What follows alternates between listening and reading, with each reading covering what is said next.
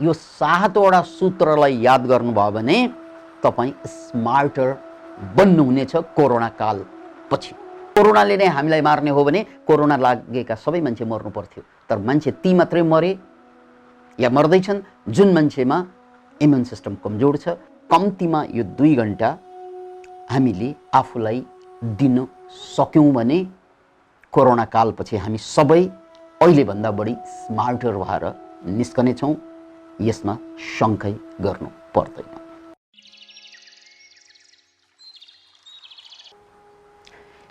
बिहानको समय आफूलाई बनाउने समय हो। दिउँसोको समय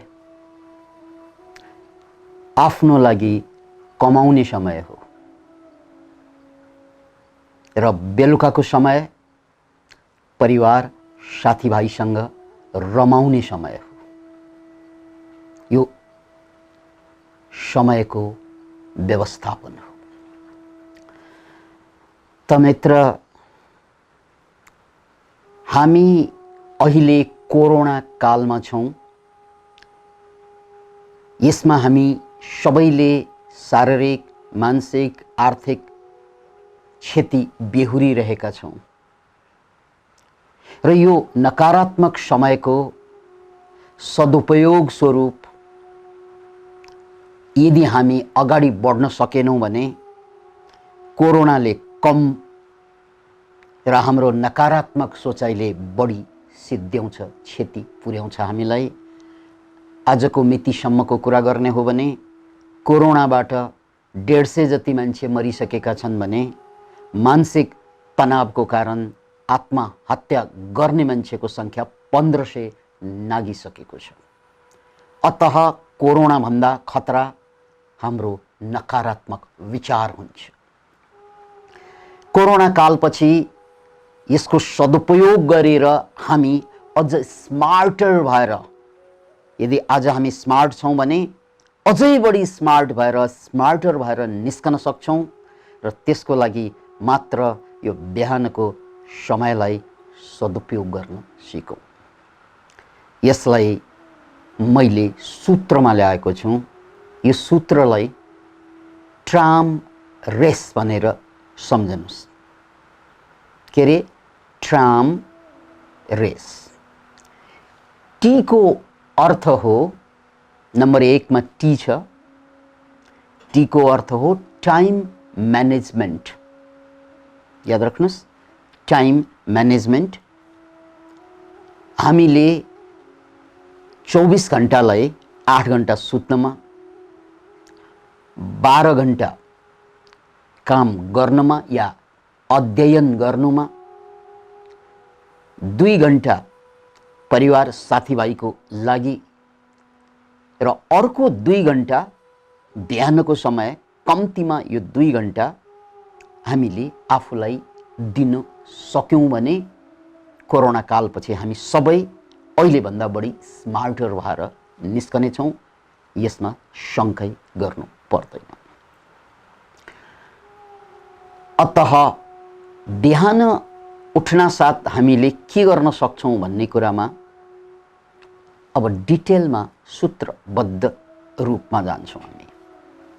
टी पछि आर आउँछ। आर को मतलब यहाँ रुल्स अथवा रिचुअल भनेर बुझौँ। त्यसो भनेको बिहान आँखा खोल्न साथ कम्तीमा 2 गिलास मनतातो पानी खाने र त्यसपछि टोयलेट जाने र यदि यहाँलाई चिसो लागिरहेको छैन, दम छैन, ब्रोन्काइटिस छैन या चिसोसँग सम्बन्धित अन्य कुनै रोग छैन भने चिसो पानीले नुहाउने हो। यसरी 2 गिलास पानी पिउँदा तपाईको पेट सबभन्दा स्वस्थ हुन्छ र पेट स्वस्थ नभएसम्म दिमाग स्वस्थ हुनै सक्दैन, किनकि पेटबाट निस्कन्छ एउटा केमिकल जसलाई सेरोटोनिन भनिन्छ, जसले तपाईलाई खुसी शान्त राख्छ। याद राख्नु, सेरोटोनिन। यो दिमागबाट पनि निस्कन्छ, दिमागबाट कम निस्कन्छ र पेटको माइक्रोबायोमलाई व्यवस्थित गर्नको लागि तपाईले 2 ग्लास पानी बिहान पिउनै पर्ने हुन्छ र यसको फिजिकल फाइदा पेट राम्रो हुनु त भयो नै र साथसाथै हामी शान्त, उत्साहित, जाँगरिलो बनिदिन्छौँ। याद राख्नुहोस्।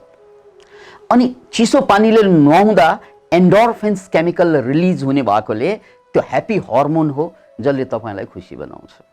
बिहानैदेखि खुसी, केही प्राप्त भएको छैन तर खुसी सुरु भएको छ। Can imagine it? यसलाई रिचुअल या रुल भनेर राख्नुहोस्। तातो पानी खाने नै, मन तातो पानी, र चिसो पानीले नुहाउने नै। इनकेस चिसो पानी मिलेन भने, कुनै कुनै समस्यामा मिलेन भने चाहिँ मन तातो पानी।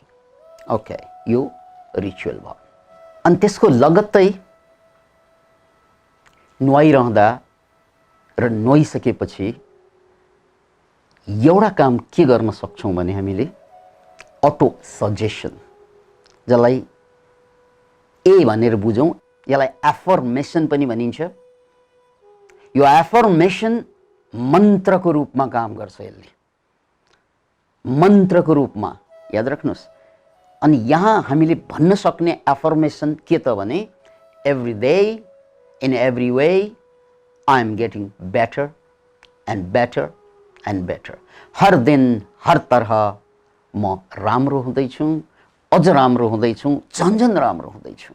यसरी अटो सजेसन बारम्बार दिनभरि दिन सक्छौँ हामीले। खास गरी जब जब नेगेटिभ विचार आउँछ, नचाहिने विचार आउँछ, त्यो नचाहिने विचारलाई यो पोजिटिभ विचारले रिप्लेस गर्न सकिन्छ अटो सजेसन।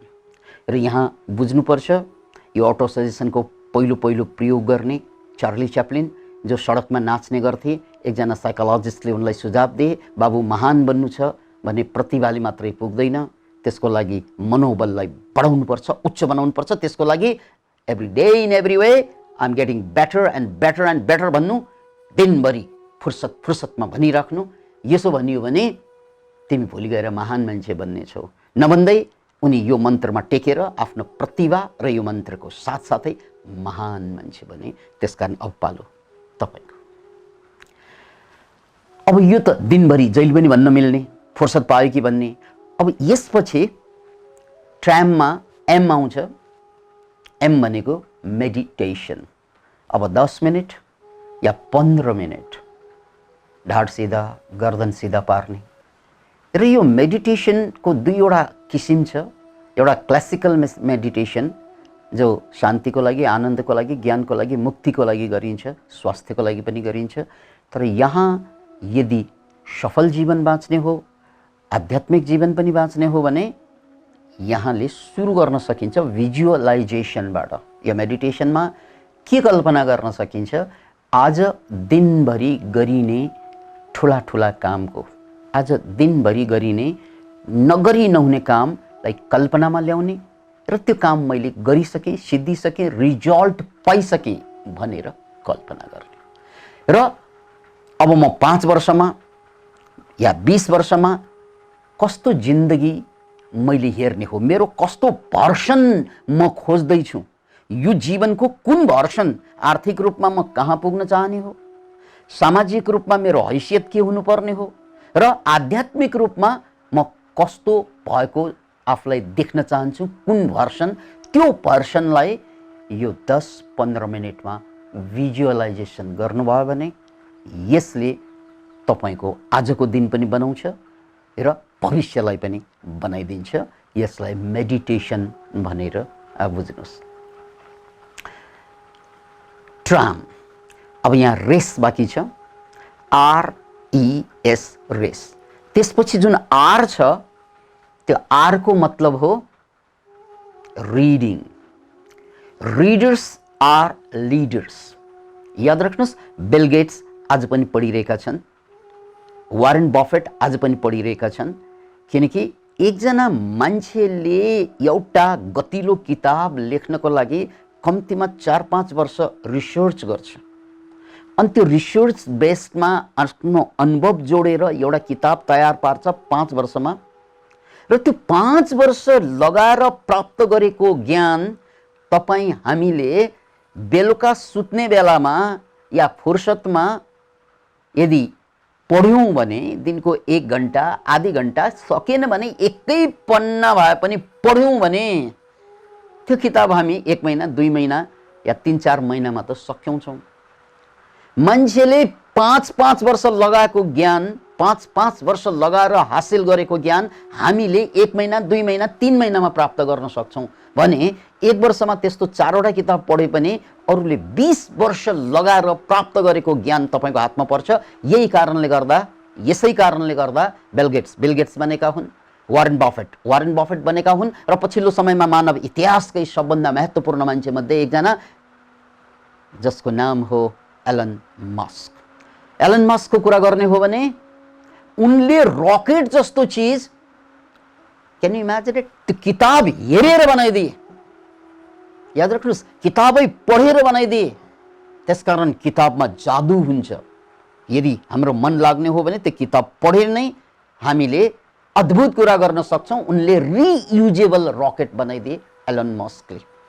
त्यसकारण यो रिडिङको बानीले तपाईलाई सुपर हिरो बनाइदिन्छ कालान्तरमा।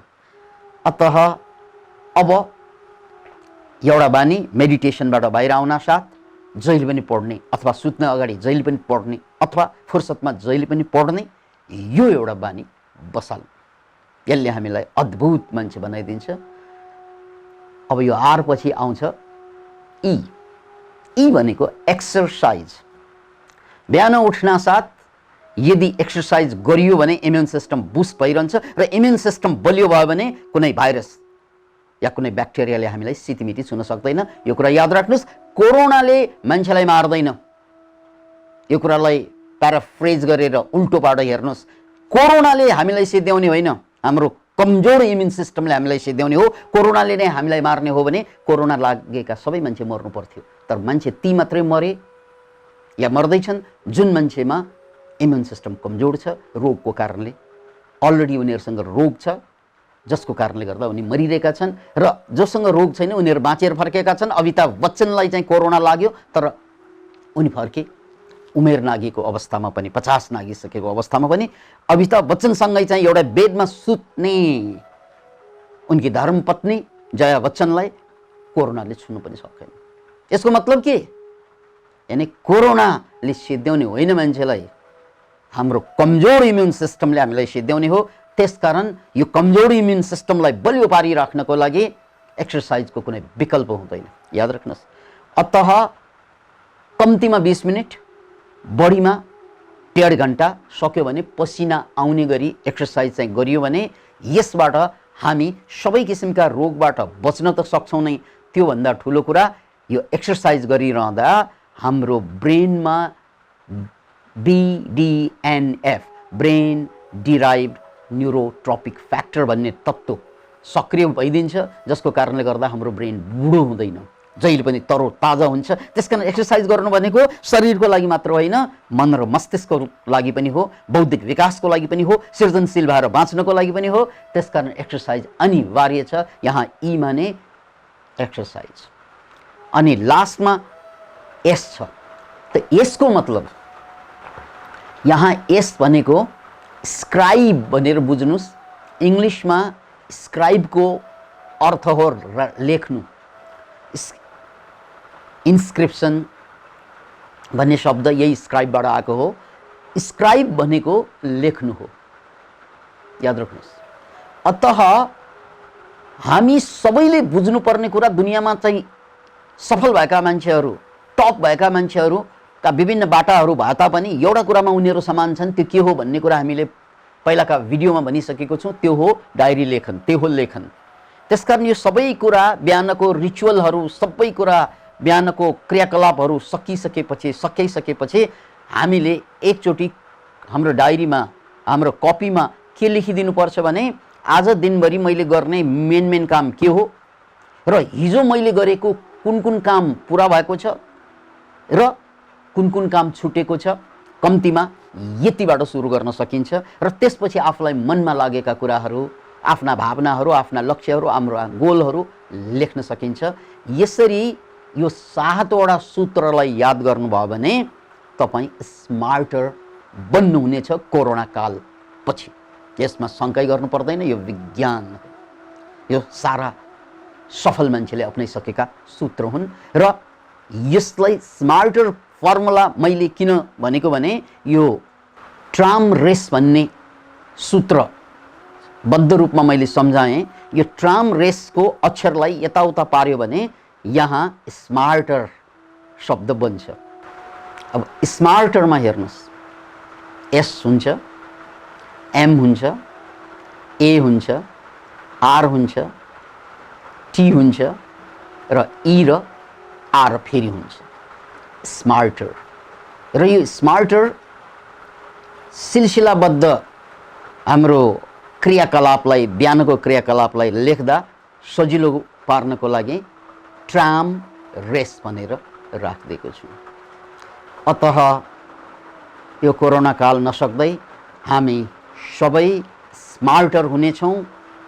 अतः यो सिस्टमलाई तपाईँ आफूले फलो गर्नुहोला, छोराछोरीलाई फलो गराउनुहोला, आफ्ना साथीहरूलाई फलो गर्नको लागि उत्प्रेरित गर्नुहोला, ताकि यो कोरोनाले दिएको यो मारमा, यो पीडामा, यो दर्दमा यसपछि हामी स्मार्टर भएर क्षतिपूर्ति पाउनेछौँ जीवनभरको लागि। Thank you.